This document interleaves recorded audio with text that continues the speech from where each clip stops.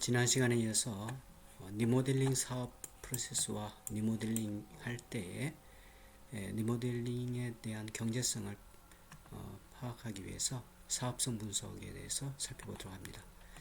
여기서 이 리모델링의 굉장히 중요한 요소 중에 하나가 물론 이제 리모델링의 구조적 요소라든가 여러 가지 시공적 요소도 있지만 무엇보다도 사업성이 어떤지 그리고 리모델링을 수행하기 위해서 필요한 파이낸싱에 대해서 합리적인 타당성이 확인돼야 리모델링 사업이 진행이 되겠습니다. 그래서 먼저 리모델링 사업 프로세스를 보면 대부분 이제 리모델링이 여러 가지가 있을 수 있겠는데 예를 들어서 아파트라든가 또는 그 오피스텔 기타 건축물들이 있을 수 있겠는데 공동주택에 대해서 조금 소개해 놓은 걸 가지고 살펴보도록 합니다. 여기 보면 그 표에 보면 공동주택에 있어서 리모델링 사업 추진 절차가 소개되어져 있습니다. 그래서 예를 들어서 공동주택의 세대 증가 없이 할 경우에 사업 프로세스, 그렇지 않고 세대를 증가시키고 그에 따른 사업 프로세스, 그 공동주택의 리모델링이죠. 에 대해서 절차를 제시하고 있습니다. 그래서 먼저 보면 세대 증가 없이 리모델링 사업 추진 절차를 보면 여기 나온 것처럼 이제 추진 결의를 하죠. 그래서 소유자 설문을 통해서 추진 의사를 파악합니다. 그래서 소유자들이 과반수 이상, 3분의 2 이상 이렇게 추진 의사가 확인이 되고 동의를 하면 이제 추진을 하게 되고 거기에 따라서 입주자 대표 회의를 해서 입주자 대표를 이제 뽑고 이제 그 조직을 구성을 하는 거죠. 그리고 나서 사업성 검토를 합니다. 여기에서 이제 말하는 사업성은 세대의 수를 증가하지 않고 리모델링 할 때에 어떤 경제적 타당성, 사업성을 파악하는 거죠. 그리고 타 지역 단지 여건을 검토를 합니다.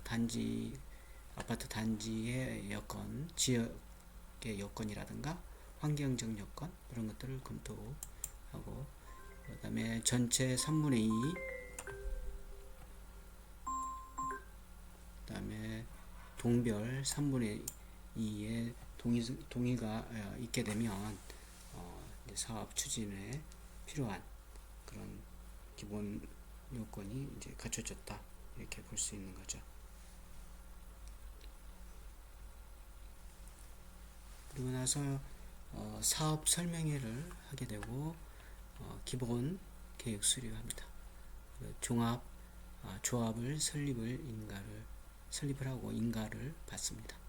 그래서 이제 이게 기본적인 초기 단계에 해당되는 내용이 됩니다.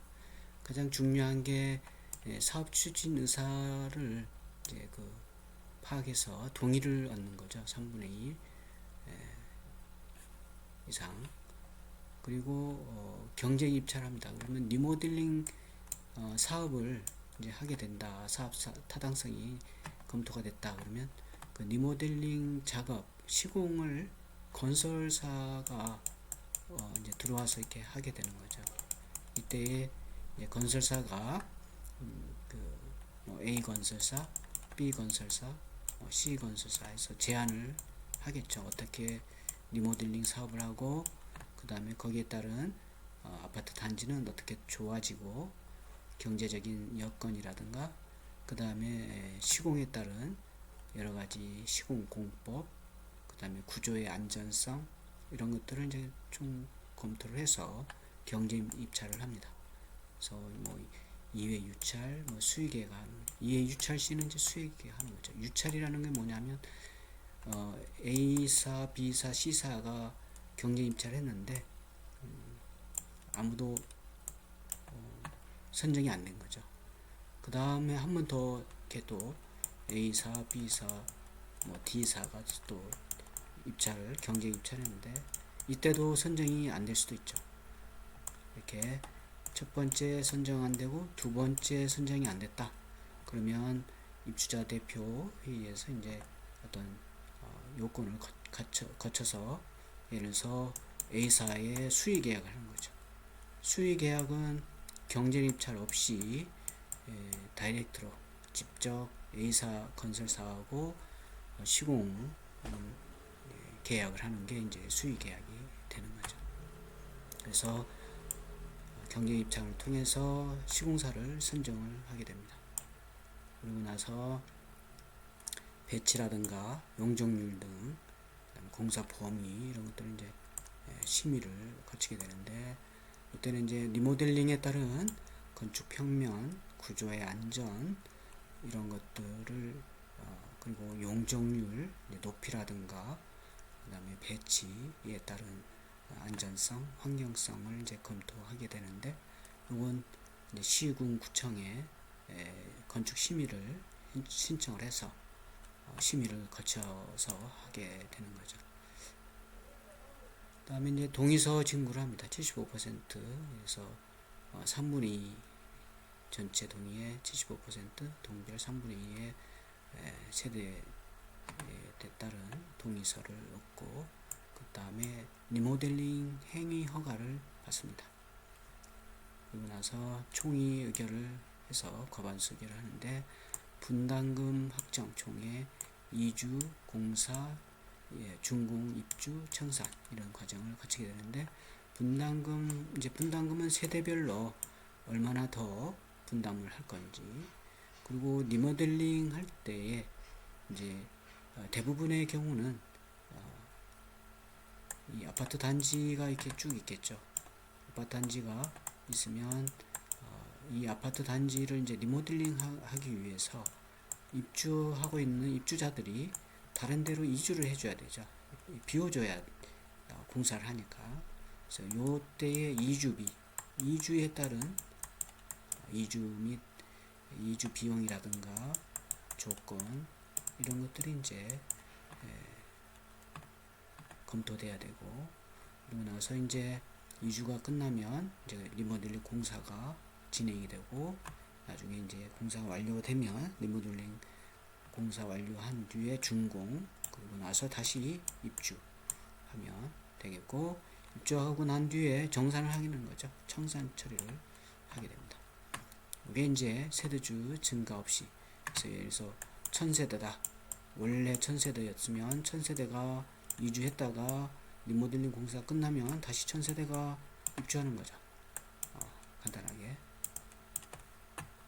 그 다음에 이제 세대 증가가 있는 경우 1000세대가 원래 있었는데 용적률을 높여서 플러스 예를 들어서 뭐 30% 300세대가 더 추가가 됐다. 300세대는 이제 외부에서 들어오는 거죠. 분양을 거쳐서. 그래서 초기에 추진 결의라든가 이런 건 동일합니다. 그래서 동일하고 마찬가지 경쟁 입찰을 통해서 시공자 건설사를 선정하고 그 다음에 이제 세대 증가가 일어나는 거니까 증가에 대한 도시 또는 건축 계획 심의를 걷습니다. 그래서 심의를 통해서 대부분 이제 300세대 예를 들어서 300세대다. 그러면 용적률이 높아지는 경우가 대부분이죠. 그래서 용적률을 높여서 예를 들어서 일자형 이렇게 배치가 이렇게 아파트 단지가 배치가 되어 있는데 이걸 전부 뭐 예를 들어서 일자형에서 조금 뭐 니은자, 디귿자형이라든가 기역자형이라든가 이런 식으로 이제 평면 자체를 그대로 쓰지 않고 바꾸는 거고 그 다음에 높이를 높이는 거죠. 용적률을 높이는 거니까. 그래서 높이를 굉장히 이제 예를 들어서 뭐 60층이라든가 70층 이런 식으로 높여서 용적률을 높이면 높이가 높아지고 층수가 많아지게 되겠죠. 그러면 이제 300세대가 더, 예를 들면 300세대를 이제 더 증가시켜서 분양을 할 수 있는 여건이 생기는 거죠. 그리고 권리변동 계획 수립을 합니다. 그래서 권리변동 비용 부담은 어떻게 할 건지, 그리고 이런 건 이제 정리가 되면 세대에 따른 동의서를 신고합니다. 그래서 사업계획 승인을 받고, 그 다음에 총회 의결을 거쳐서 마찬가지 각 세대별 분담금은 얼마씩 해야 되는 건지, 그 다음에 이 1000세대가 이주를 해야 되겠죠. 또 공사하는 동안 이주할 때 이주 비용 그리고 추가 분담금 이런 것들이 이제 총회를 통해서 하고, 그 다음에 이제 준공이 되면 시공인사가 공사를 해서 시공이 완료된 다음에 준공이 되면 2000세대가 이주했던 나갔던 2000세대가 들어오고 나머지 300세대가 더 있는 거죠. 이 300세대는 이제 분양을 하는 거죠. 수익이 되는 거죠. 그리고 이제 전체 청산을 하게 됩니다. 이런 프로세스를 거쳐서 하게 된다. 이게 리모델링 사업 프로세스가 되겠습니다. 그래서 그 내용들이 좀 써져 있는데 좀 읽어보시기 바라고. 그 다음에 이제 공동주택이 아니고 일반 건물일 때, 일반적인 건물의 리모델링 사업 프로세스는 여기 나온 것처럼 여기에 따른다. 그래서 여기까지 이렇게 쭉. 그래서 일반 건물인 경우에 사업 프로세스, 리모델링 사업 프로세스를 보면 리모델링 요구가 발생이 되죠. 그래서 뭐 노후화가 됐다든가 기능을 개선해야 되는 상황, 그리고 뭐 사회적인 어떤 요구 이런 거에 의해서 건축물의 소유자, 이용자, 관리자 등에 의해서 리모델링이 이제 필요하다 이런 요구가 발생이 되면 리모델링 방침 계획서를 가지고 리모델링 방침을 작성합니다. 그래서 리모델링 방침 계획서대로 리모델링 목표를 설정하고, 그래서 여기 목표 설정할 때는 리모델링 요구에 따른 적합, 부적합 및 개선 방안 이런 것들을 이제 제안하고, 그다음에 이제 사전 조사와 진단합니다. 기존 건축물 현황, 그다음에 관리 현황, 입지 분석, 교통이라든가 접근성, 대지 여건 이런 걸 분석을 하고, 그다음에 타당성 검토를 합니다. 그래서 사업 타당성 분석, 관련 도면 검토, 건축 설비 전기 구조 등, 그다음에 리모델링 방침, 관련 법규 검토, 그다음에 계약 조건 등 검토, 그다음에 가장 중요한 게 이거 중에 하나가, 또 중요한 것 중에 하나가 이거죠.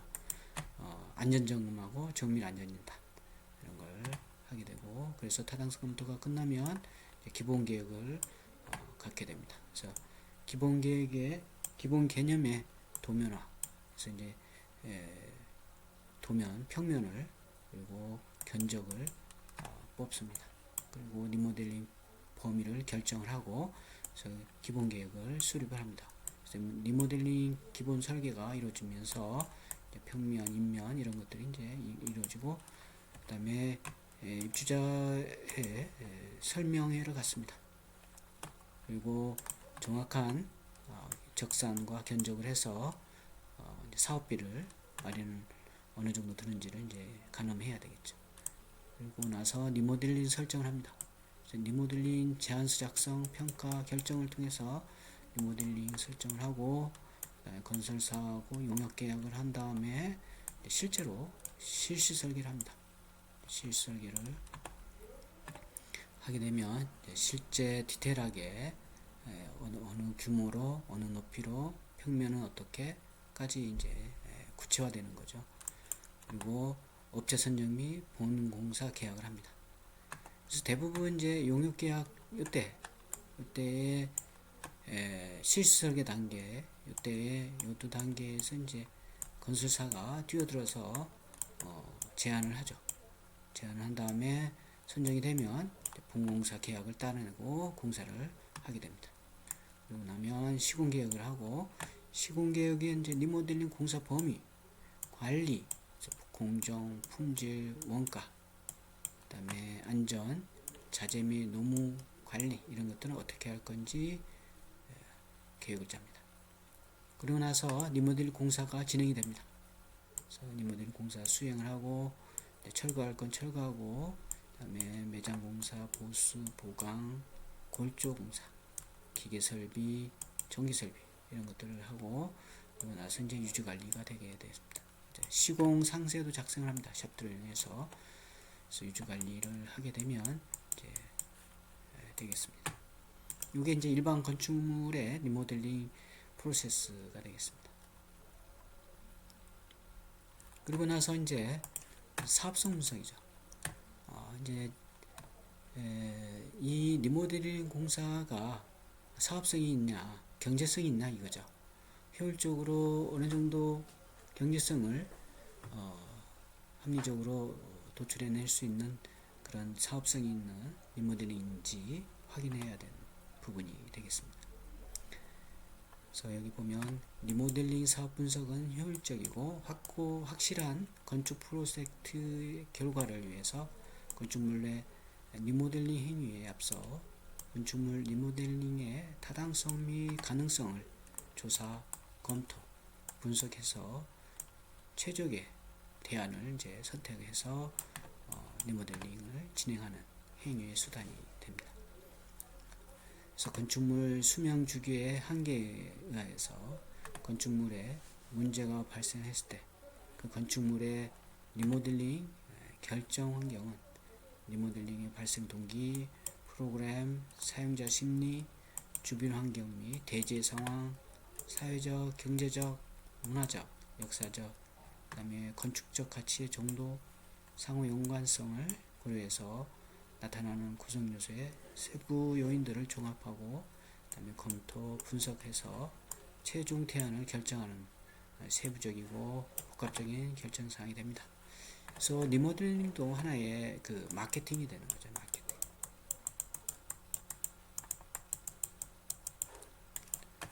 마케팅이 돼서 리모델링 사업을 했을 때 경제적 이득이 있는지, 사업적 타당성이 있는지 그런 것들을 파악할 필요가 있게 됩니다.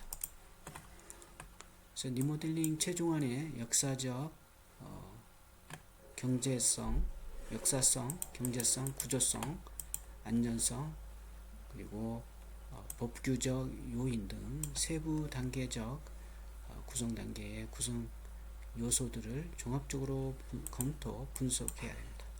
그래서 리모델링 타당성 작업은 건축 프로젝트의 기획, 즉 초기화 단계에서의 임의로 설정된 대안의 만족도와 가능성에 대한 분석, 리모델링 실현 가능성 척도를 나타내는 작업, 분석 작업, 이런 것들이 리모델링의 타당성 작업을 통해서 최적의 실현 가능한 리모델링 대안을 찾아내서 시행하는 그런 거가 되겠습니다. 그래서 여기에는 주위의 여러 결정 대안들과 그에 따르는 세부 대안 작성 지침인 법적, 윤리적, 정치적, 환경적, 물리적, 기술적 제약들과 제한된 자금, 여기서 자금은 이제 제한된 자금이라는 게 이제 파이낸스이죠. 어떤 재정이 이제 뒷받침이 돼야 되니까 초기에 그 시공 공사비에 대한 재정, 파이낸싱 프로젝트가 되겠습니다.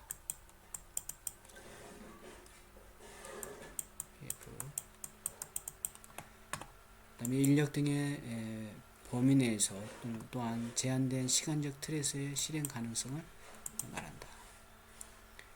이제 건축 프로젝트를 하던 중에 프로젝트의 초기 기획 단계에서 최종 완성 단계까지 여러 단계를 거치는 과정에서 위험은 건축 프로젝트 전 과정에 산재되어 있다. 보면 되고, 그래서 리모델링 사업 분석의 구성을 보면, 그래서 목표 설정, 자료 조사 및 분석, 리모델링 방향과 방법 설정, 그다음에 리모델링 대안 설정, 개념 설계, 그다음에 리모델링 타당성 검토, 그다음에 최종안 결정, 여기까지가 되는데, 목표 설정에는 기능, 질적 향상, 그다음에 쾌적한 환경 조성, 계략적 투자 수익성 파악, 그다음에 자료 조사 및 분석에서는 시장 조사 및 대상 건물 현황 분석, 그리고 리모델링 방향 및 방법 설정은 시공 방법이죠. 공법 이런 것들도 포함해서 대상 건축물의 조사, 진단 결과를 통한 리모델링 수행 분야 설정을 합니다. 그리고 이제 리모델링 대안 설정에 있어서는 구체적인 개발 방향 설정을 하고 대상 건물을 분석을 통한 적정 용도 및 규모의 대안 설정을 합니다. 개념 설계는 초기 디자인 작업, 계략적인 공사비, 비용을 추출합니다. 물론 이제 적산과 견적을 통해서 공사비를 추출하고, 리모델링의 타당성 검토에서는 총 예상 비용과 완공 예상 수익, 그래서 이제 완공한 다음에 수익이 있을 수 있죠. 그래서 예를 들어서 아까 얘기했듯이 1000세대가 입주했는데 용적률을 더 높여서 300세대가 더 만들어지면 300세대에 대해서 분양을 할 수 있는 거죠. 분양을 하게 되면 거기에 따른 수익이 나는 거죠. 수익이. 그래서 수익에 대한 추출하고, 그 다음에 재무 분석 기법을 통해서 수익성을 분석합니다. 최종한 결정에 있어서는 시설 기대 효과에 대한 추가적인 검토 및 결정을 합니다. 이러한 이제 리모델링 사업 분석 구성이 이렇게 이루어지고, 여기에 따라서 이제 사업성을 분석을 하게 된다, 이렇게 보면 되겠습니다. 그리고 아까 잠깐 얘기했듯이 리모델링은 이제 마케팅하고도 연관이 있습니다. 그래서 사업성이 있고 사업 타당성이 확인이 돼야 이제 리모델링이 이제 원활하게 이루어질 수 있고, 그에 따른 사업성에 따른 그 시공 공사비에 대한 파이낸싱, 즉 자금 조달이 중요한 초기 단계에서 이루어질 내용입니다. 먼저 리모델링 마케팅을 보면, 일단 마케팅이라는 걸 좀 보면 여기 써 있는 것처럼 조직이나 개인이 자신의 목적을 위해 교환을 창출하고 유지할 수 있도록 시장을 정의하고 관리하는 과정을 이제 마케팅이다. 잘 파는 거죠. 그래서 뭐 예를 들어서 아파트 공동주택 같은 경우 이제 새로 리모델링해서 세대가 많아지면 그 세대를 분양을 하는 거죠. 비싸게 잘 합리적인 가격으로 이제 분양할 수 있도록 그런 이제 홍보하는 거죠. 그래서 그런 것이 이제 마케팅이 되고, 리모델링 마케팅은 리모델링 상품을 팔기 위한 마케팅적 도구를 어떻게 활용하고 전략적으로 접근을 할 것인가가 키포인트가 되겠습니다.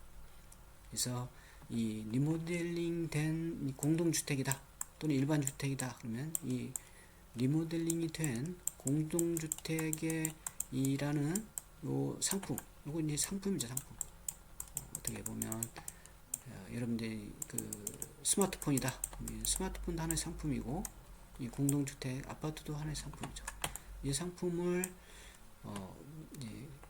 어떻게 하면 제값을 합리적으로 이렇게 분양할 수 있겠는가, 그리고 전략적으로 어떻게 할 것인지, 이런 것들이 이제 하나의 방법이 되겠습니다. 그래서 예를 들어서 예를 들어서 고가의 또는 브랜드가 있는 아파트에서 땡땡 아파트 무슨 공동주택에 이제 브랜드가 있죠. 각각 거기에 분양을 잘 하기 위해서는 예를 들어서 연예인을 이용해서 연예인들을 이제 이 새로 짓는 또는 리모델링 된 아파트에 입주를 시킵니다. 입주를 시키면 굉장히 이 마케팅 효과가 크겠죠. 그래서 마케팅 홍보 효과가 엄청 크게 됩니다. 그럼 분양이 잘 되겠죠. 유명한 연예인이 입주해서 살고자 하는 그러한 공동주택 아파트다. 그런 상품이 홍보가 되면 마케팅이 잘 이루어지고 입주가 원활하게 되고 고가로 분양을 할 수가 있는 거죠. 그때 이제 연예인은 그냥 무료로 이렇게 아파트를 주는 게 아니고 대부분 예를 들어서 10년 동안 5년에서 10년 동안 연예인이 이 아파트에 들어와서 살 수 있게끔 주거권을 주는 거죠. 주거할 수 있도록 10년 동안 살다가 이제 나가는 거죠. 그러면 이제 이 리모델링 했던 사업 주체 측에서는 이제 이 아파트를 나중에 이제 또 분양을 하면 되는 거죠. 이렇게 해서 마케팅을 하는 경우도 있을 수 있다. 이런 얘기가 되겠습니다. 그 다음에 이제 STP라는 게 있어요. STP. 마케팅 전략인데, 여기 나온 것처럼 세그멘테이션 S, 그 다음에 타겟팅 T, 포지셔닝 P. 그래서 이 아파트 공동주택의 상품이라는 브랜드, 이 땡땡 아파트라는 브랜드와 공동주택의 평면도, 인면도, 위치라든가 아파트 위치죠. 그리고 환경에서는 예를 들어서 뭐 아파트 같은 경우 요즘 슬세권도 있고 습세권도 있고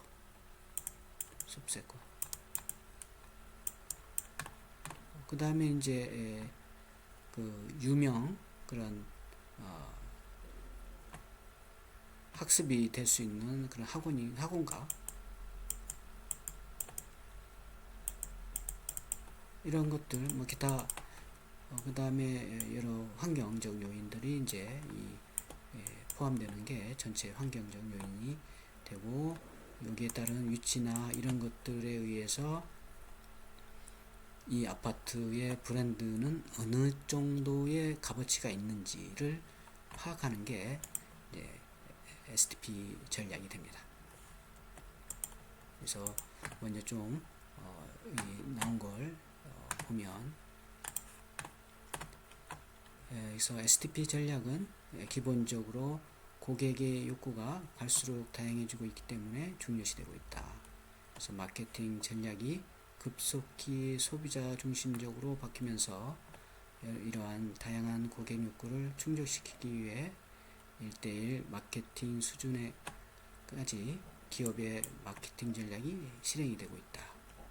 이렇게 볼 수가 있고, 그래서 STP 전략에 대해서 조금 보면 이렇게 마케팅 STP 전략의 기본 체계가 이렇게 되어 있습니다. 이게 이제 시장 세분화, 그 다음에 표적 시장의 선정, 포지셔닝, 그 다음에 재포지셔닝 이런 프로세스로 마케팅 전략을 이제 갖고 가는 게 이 STP 전략이 됩니다. 시장 세분화에서는 세분화 기준 확인하고 시장의 세분화, 시장에서 이 세분 시장의 프로파일 개발 이런 것들이 있고, 이제 그 타겟팅에서 에서는 세분 시장의 매력도 평가, 이제 표적 타겟팅 선정. 예를 들어서 뭐 타겟팅에서도 뭐 여러 가지가 있을 수 있어요. 연령에 의해서 타겟팅을 정할 수도 있고, 아니면 남녀노소로 정할 수도 있고, 아니면 뭐 다른 어떠한 이슈가 되는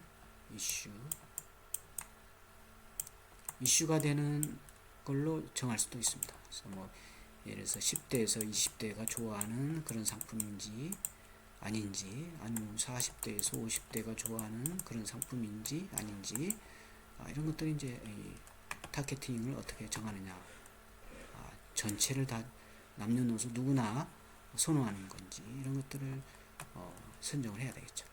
물론 여기에 선정할 때는 시장조사를 합니다. 시장조사. 그래서 여기서 시장조사를 충분히 하면 타겟팅이 자연스럽게 되고, 그 다음에 아까 얘기했던 공동주택이라는 아파트 브랜드의 이 브랜드의 포지션은 어디인지, 그래서 포지셔닝을 정합니다. 예를 들면 예를 들어서 뭐 안전성, 환경성, 그 다음에 거주성, 뭐 요거 이제 이런 것들은 정하기 나름이죠. 어떤 걸 중심으로 볼 거냐를 이제 조사자가 정해서, 예를 들어서 땡땡 아파트는 안전성과 환경성이 좋다. 그러면 여기 있는 거죠. 땡땡 아파트. 그리고 거주성과 경제성도 좋다. 여기 있는 거죠. 이렇게. 그 다음에 또 다른 아파트, B 아파트는 여기 있다. 그런데 거주성과 환경성은 좀 떨어진다. 거주성은 좋은데 환경성이 떨어진다. 그럼 여기 있는 거죠. 이렇게 있는 게 이렇게 되는 거예요. 이렇게. 이런 식으로 포지셔닝을 정해서 지금 아파트의 브랜드 가치가 어느 정도 되는지를 포지셔닝 하고 다시 재포지셔닝을 해서 매핑을 하게 됩니다. 이게 이제 STP 전략에 해당되는 그 프로세스가 됩니다. 이걸 계속 반복해서 갖춰가는 거죠.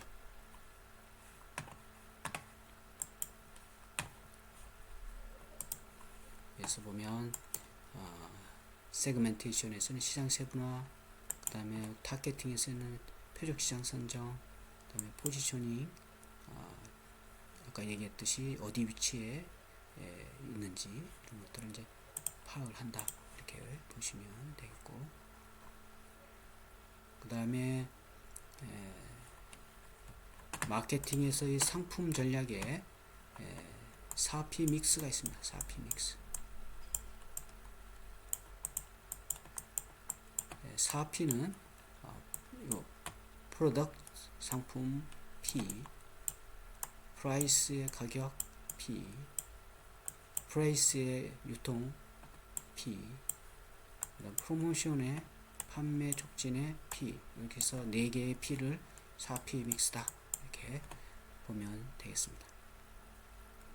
그래서 STP 전략과 4P 믹스, 4P 전략을 통해서 마케팅 기획을 한다, 이렇게 보면 되겠습니다. 그래서 리모델링에 따른 공동주택의 상품이라는 아파트를 어떻게 하면 잘 분양을 시킬 것인지, 이런 것들이 이제 이 STP 또는 4P 믹스라는 전략을 통해서 사업성을 이제 검토를 하게 됩니다. 그래서 이것도 좀 보면 포지셔닝, 예를 들면 이거 이제 이렇게 포지션 맵인데, 예를 들면 뭐 고급, 그다음에 뭐 국내 브랜드, 뭐 경제적인, 그다음에 해외 브랜드. 그래서 어디에 위치에 포지셔닝이 있는지를 이렇게 나누는 거죠. 중요도에 따라서. 그래서 카페뱅 같은 경우 뭐 고급적이다, 국내 브랜드다. 그래서 고급적인 거에 조금 더 점수를 주고, 국내적인 건 중간 정도에서 이렇게. 그래서 뭐 아파트 같은 경우 이제 뭐 땡땡 아파트, 뭐 삼성, 뭐 레미안이라든가, 그 다음에 현대, 하이페리온, 뭐 더샵, 뭐 여러 가지가 있죠. 이런 것들을 이제 이 포지션형을 해볼 수 있는 거죠. 마찬가지 같은 내용이 되겠고, 한 사례가 됩니다. 그 다음에 이제 4P 믹스, 아까 얘기했듯이 프라이스, 프로덕트, 제품, 프라이스, 가격, 그 다음에 여기 이제 좀 오타가 있네요. 프레이스죠. 프레이스 유통 프레이스. 그다음에 프로모션 촉진 판매 촉진 이제 유통 이렇게 됩니다. 여기 이제 사피믹스에 해당되는 내용이 된다. 이렇게 보면 되겠고, 자 여기까지가 이제 되겠고,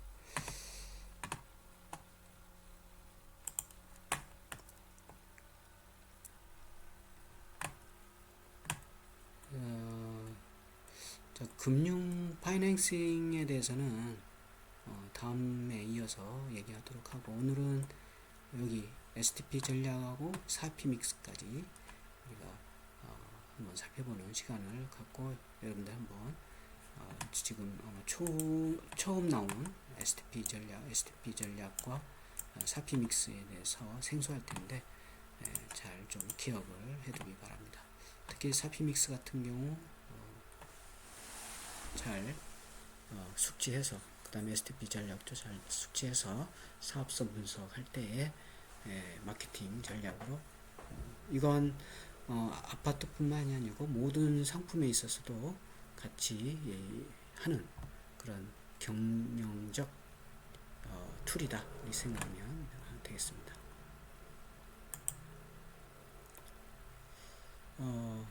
과제물은 이번 주 과제물은 조금 아까 조금 전에 STP하고 사피 믹스를 얘기를 했는데, 이제 우리 이제 건축에서 그 건설 아파트 브랜드가 있죠. 그래서 공동주택,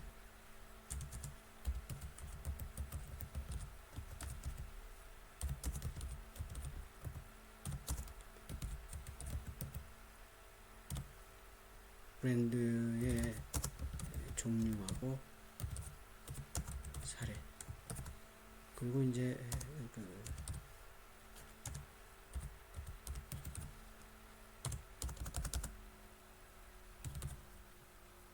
각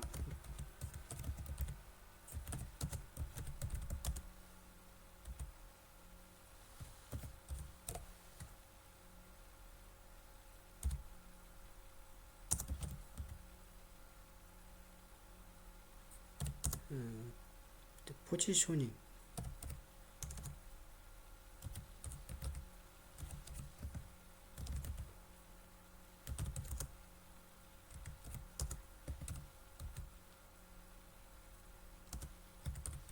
자 요게 이제 요번 주 과제물입니다. 우리나라뿐만이 아니고 뭐 여러 해외 브랜드도 있을 수 있는데, 일단 우리 국내만 좀 생각을 해도 되고, 뭐 각자 자기가 원하는 대로 해외 브랜드까지 할 사람은 해외 브랜드를 하는데, 이제 아파트 브랜드가 여러 가지가 있죠. 아까 조금 전에 뭐 얘기한 더샵, 레미안, 그렇죠? 뭐 기타 등등 이런 이제 종류들이 있는데, 그 종류를 이제 그 건설사하고 브랜드명 이런 것들을 한번 조사를 하고 사례를 한번 제시를 합니다. 그리고 조금 전에 우리가 STP 전략 중에 이 세그멘테이션하고 타겟팅은 좀 그 시간이 많이 걸리는 거니까 요 아파트 브랜드, 국내 브랜드의 이 P에 해당하는 포지셔닝만 한번 해보시기 바랍니다. 포지셔닝은 각자가 이제 중요도를 선정을 해야 되겠죠. 그래서 중요도를 어떻게 가져갈 건지, 예를 들면 여기에 이제